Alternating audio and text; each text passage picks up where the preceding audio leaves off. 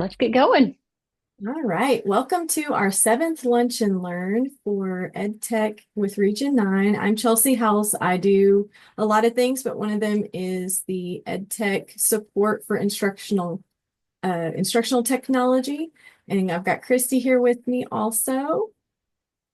So we are going to go through today and talk about AI and how we can use that in the classroom. We did do a similar session in the fall, but we're going to kind of go into different tools and different uses for this technology. Before I actually jump into the specific tools that we can use, I just wanted to give a couple of specific reminders about usage of technology or usage of AI and how to use it ethically.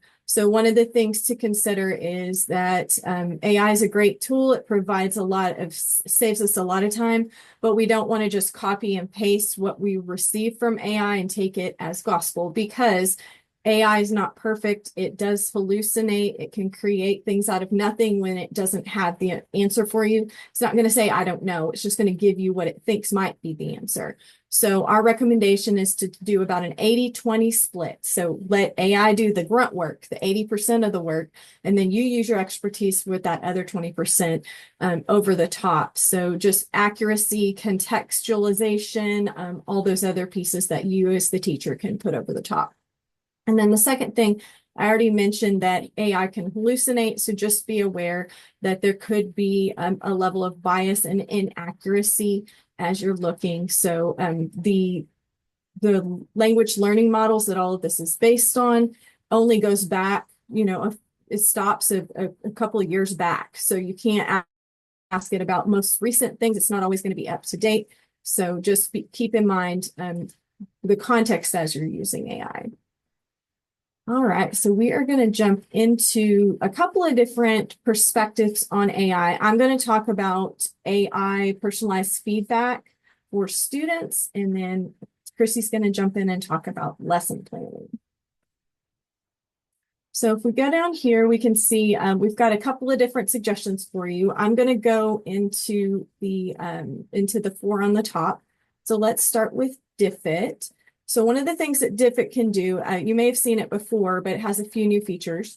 It can create leveled reading materials for students to provide that differentiation piece, and then you can take the activities and sculpt them to however you want them to look. So I made an example for us to take a look at today. So I used a 5th grade standard about westward expansion to create this resource. I didn't edit it, but it is editable. So you can go in, you can select which sources you want to use and exclude. So for instance, I left it in here as an example, but I could take Wikipedia out if I feel like it's not going to be a more trustworthy source, and I can check and see if I think these are good. And then I can edit those sources and have it regenerate that reading passage. And everything else is based on that reading passage. I can edit the vocabulary words that it came up with. I can add and edit questions. So it has a lot of different features there, but I wanted to point out up here at the top that you can change the grade level. You can change the language as needed. And let's see, what else did I take a note of? You can edit the image in there, change that out. It also tells you where the image came from. And so all of this you can save and then add and create student activities with over here on the right-hand side. So I just built a workbook to save us some time so you could see what some different activities might look like. But this was all built just automatically using DIFIT. And then I can go in and, as you can see, it's my personal Google form. I can change that to, or my Google slide, I can change that however I want to. But you can go in and you can do basically see, think, wonder.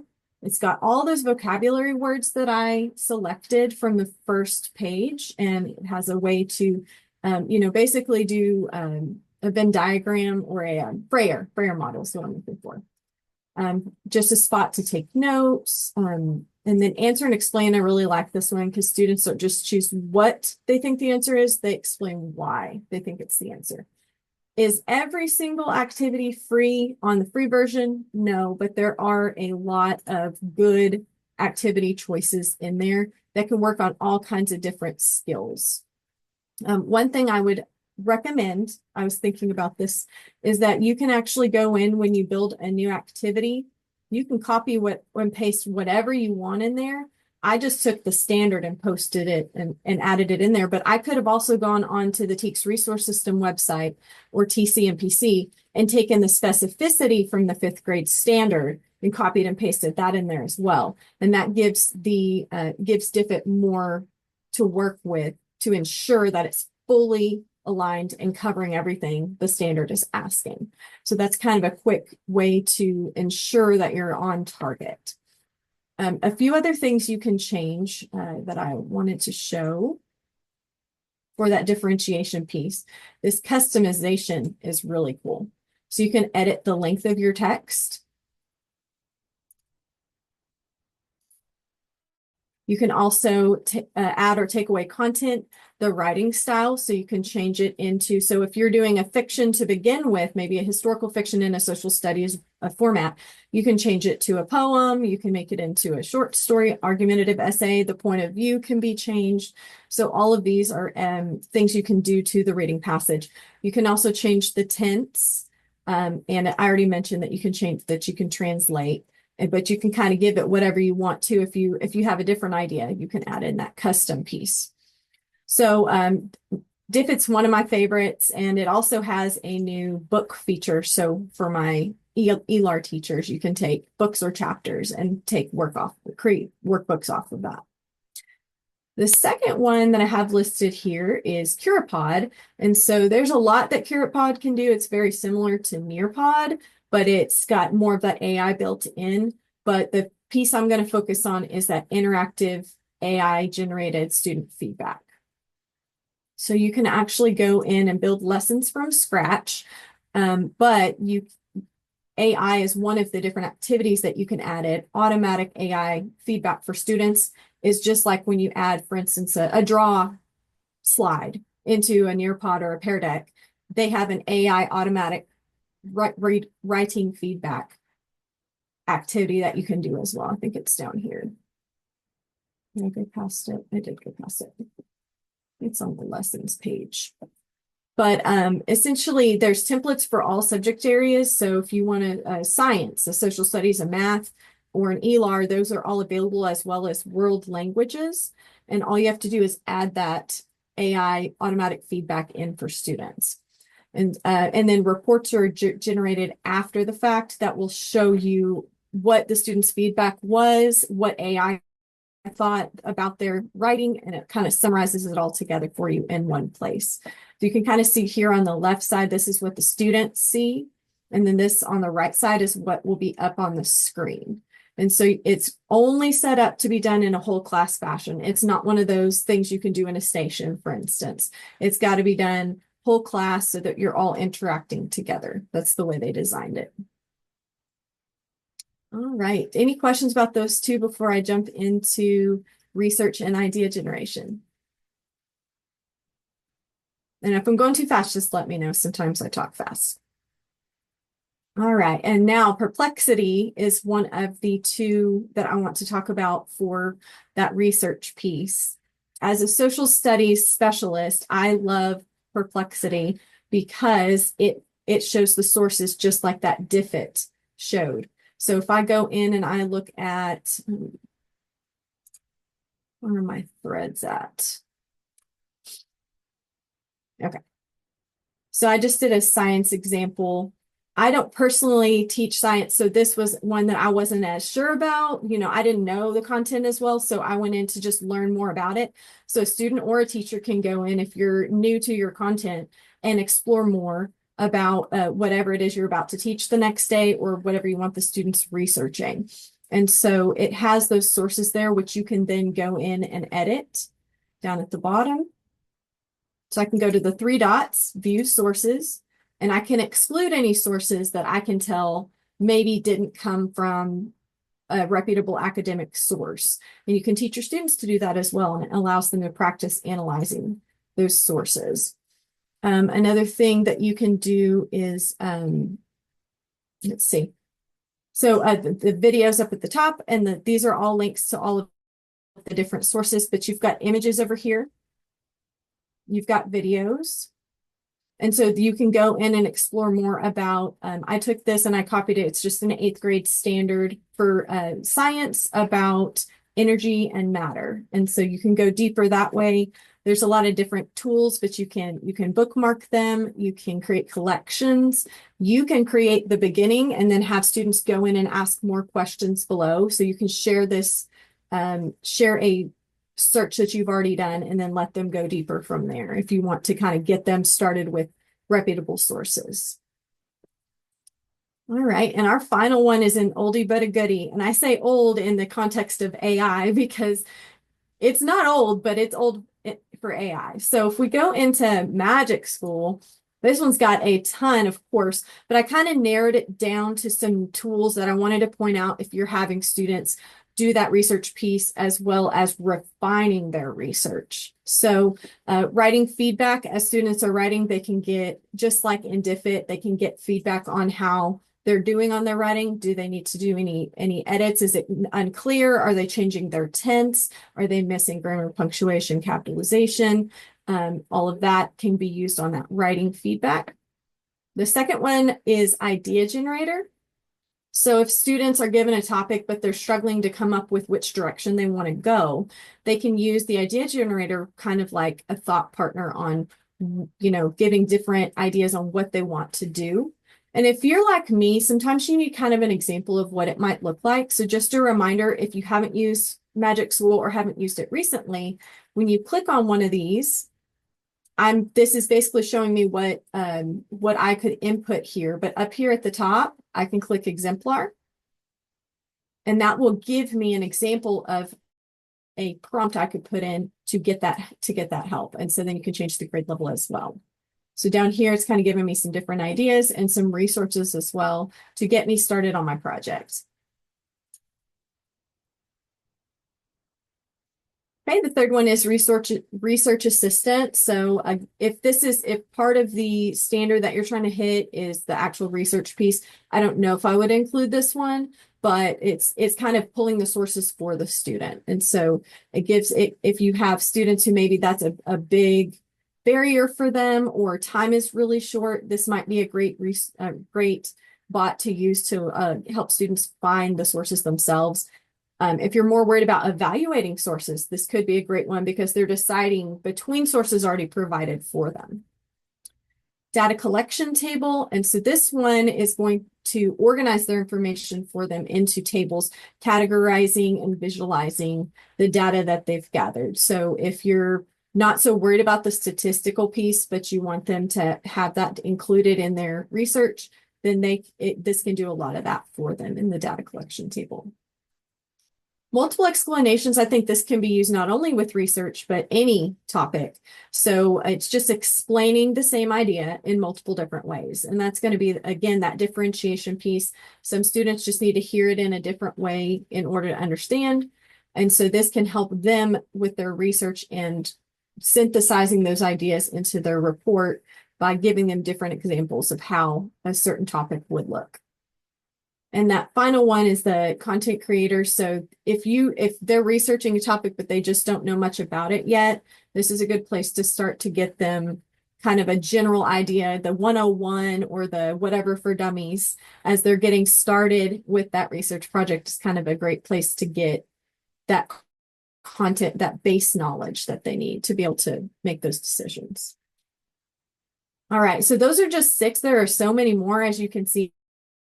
This is the student side of Magic School. And just a reminder that it is COPA for compliant. It doesn't require students to log in with their name. It's just going to create kind of a room where they can access these bots, and then you can turn them on and off as you choose to. And so that is just something that you can set up for students as a resource as they're working through other things. All right, I think that I covered all my bullets to make sure I'm just checking to make sure I didn't forget anything. Any questions before I turn it over to Christy for that lesson planning piece? Wonderful. All right, Christy, take it away. I think you're muted. Thank you. I do that all the time. So anyway, all right. So hopefully I switched over now we're on my screen. But we're going to kind of spend the last half of this session talking really about how we can use that AI to help us as teachers as we're lesson planning and developing assessments, because that is a time consuming piece. Even when we have standards already, set for us, even when we have specifications, we still have to decide how that looks in our classroom and address the needs of the students in the room. And that's where that scaffolding piece comes in handy, but it can be really time consuming. So I'm going to show you some tools that will help you with that. And of course, the grading aspect of things is always time consuming. So I'm going to show you a couple of tools that can help make that a quicker process. So let's start first with this EduAid. And I will tell you, I'm crossing my fingers that this one cooperates with me because our firewalls decided to block it for a real hot minute this morning. So, but EduAid is going to look pretty familiar because it looks a lot like Magic School. It's got a lot of the same kinds of tools. It's just kind of in a couple of different formats, but there are some really cool tools here that will help you with that scaffolding piece. So this is what it looks like. It's just, like I said, very similar to Magic School as far as having all these different tools. They're broken down by categories up here at the top. So I've put a couple into my favorites, which is nice that you can do that. But I put a couple into my favorites that really fit this particular need. And so one of them that I really liked was this prior knowledge and scaffolding, because it will help kind of know where students need to have come from and what they should have learned prior, so that you can scaffold that. And of course, if they haven't learned those things or if they're missing those skills, it gives you that so you know where you need to fill in some gaps. And I thought that was a great way to look at this. You can also use this differentiated instruction assistant. And I've done a couple of these using a fifth grade science standard. So I can find those here in my history. And so you can see what that looks like. I can launch it into my workspace, and here it shows you what that would look like. So if you use that differentiated learning tool, here's what it's going to do. It's going to tell you what your goals are. It's going to tell you kind of how that might look in different categories of your kids. And then it's going to tell you how to differentiate that. Now, I know Chelsea was talking about differentiation, but that's part of scaffolding, right? Is moving them through those pieces. And so it gives you some processes there to follow. Now, in this particular tool, it's not giving you the materials themselves, but you could easily say, oh, I need to have, a graphic organizer, and then you could use a different tool to create that graphic organizer. So it gives you the autonomy to look through it and say, what do I already have? What do I need to create? And you may have some of those things, but it also fits right here into the assessment. What does that look like? What kind of formative assessments? How could they be differentiated for your students?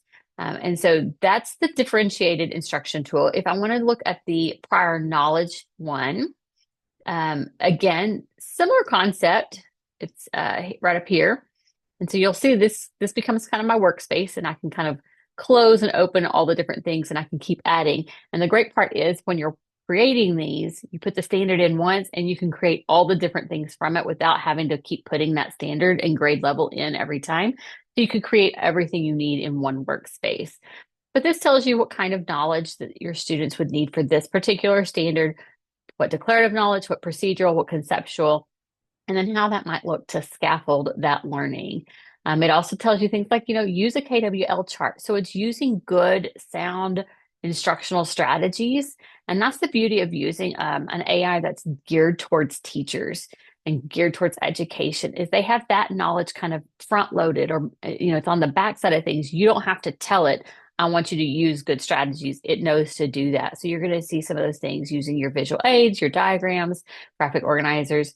And then the other one, because one of the suggestions was in this material was to create a choice board. I then went in and used the choice board to create this. Now, it's not the prettiest version, and I would probably put those options into something else, but it does give you some options for your students that would help, scaffold that learning based on where they are in the process. So those are some options as well. And so that's EduAid. And like I say, it very similar to Magic School, but it just has some cool features. I like the way it kind of organizes things and helps you have workspaces for different standards. So coming back over here, the other one that would help you with the scaffolded assignments and adaptive learning is called Note. Now, I will tell you, Note and I are not getting along today. So I'm just going to be real honest with you. It has decided that all my stuff that I want to do is no longer free. And so this is just one of those fun things that you have to kind of know that as these are being developed and created, what was free might not always be free and things like that. But the way Note works, if you're able to do it, and I'll pull one here. Let's show you the Explore because the Explore part is free. And there may be no need for you to create anything. It may already be done for you. So you can go into this Explore category and you can look up whatever it is you're currently teaching. So let's say I'm teaching chemistry. I did not teach chemistry. That might have been my worst subject in school. Um, but you can actually break it down. We're talking about atoms. Let's talk about, it'll kind of tell you how many flashcards there are. You can pull these in and you can see that now there's some options for these flashcards that you can use. Not just are they the flashcards like maybe quizzes or Quizlet would do for you, but you can also have that practice test. You can even set up spaced repetition, which we know is the best way to do review and uh, help move that learning into long-term storage in your brain. And so it will tell you, like, when's your exam? How often do you want to practice? And so it will space out that practice for a student. So that's a really good feature as well. And of course, just having the matching games and the flashcards, we know that that constant repetition, especially with terminology and vocabulary, is really valuable. There are ways within Note to upload your own slides, your own PowerPoints, and it will create these things from that. But again, I thought the Explore option was pretty robust because it has all of these particular things already created. When you're on your homepage, the way you want to kind of get to the teacher tools is to hit this create. You can set up classrooms and things like that, but you have these new AI tools for teachers. So just like any of these other tools that we have, there's lots of options built into it. So you could use it for that um, creating a flashcard. Now, one of the cool features with Note that might be really helpful for kids, especially when you know you have kids who might need additional assistance, is you can actually use this live lecture note taker. And I would see this being used, you start it at the beginning of your lecture, it's recording you and it's creating notes. And then from those notes, it's going to create flashcards. So you could share that with your kids who struggle with some of that note-taking skill. And then now you've got it and you didn't have to create it first. You could do it while you're doing your teaching. And then you've got that to support their learning and to continue the process as they review and learn and continue to come back to that topic. So that's an option there as well. And then the flashcards are made as well. So it's built-in review. The other part about kind of lesson planning and assessment, we kind of broke it down into rubrics and grading. Now, TCEA, I don't know if you guys follow their blog and things like that, but it's really got a lot of great things coming out. In fact, they had a really great blog the other day on differentiation. But they also have created a rubric designer. So what they've done is gone into Chat GPT and they have created a custom chatbot. And that looks like this. It looks just like you're interacting with Chat GPT, but it's a custom one. You can tell it's by Miguel from TCA. And what it is, it's designed to help you as a K-12 educator create a rubric. And so it already knows kind of like the background on what makes a good rubric. And so you can interact with it based on that.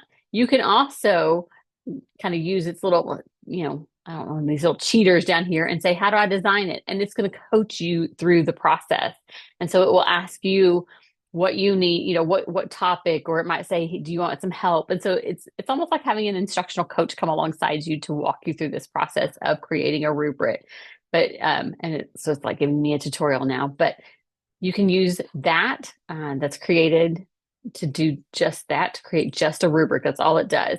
If you want more information on how they did that, I have linked the blog for that as well, the post that they've created. If you're looking for help in grading digital assessments, there is one called CoGrader. And what that looks like, I'm currently not logged in because I like this little like example that they use. I can say fill it in with a sample. So it's here were my instructions for the essay. Here's what a student provided for me. Notice that you can import it from your drive or from even a handwritten sample. and you hit grade, and it's going to grade that particular assignment. So if you're really looking for help in that area, CoGrader might be one to look into. And so it tells you, here you go, it gives you a summary, it gives you glow, grow, and think about it. It has a rubric here as well.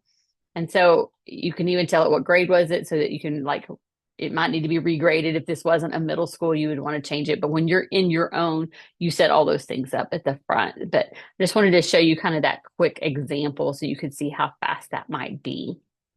Um, when it comes to CoGrader pricing wise, for the free account, you can get 100 student submissions per month. And for some of you language arts teachers, that might not be near enough. You'd want to maybe save this for the stuff that's really like taking up your time, because you're limited there.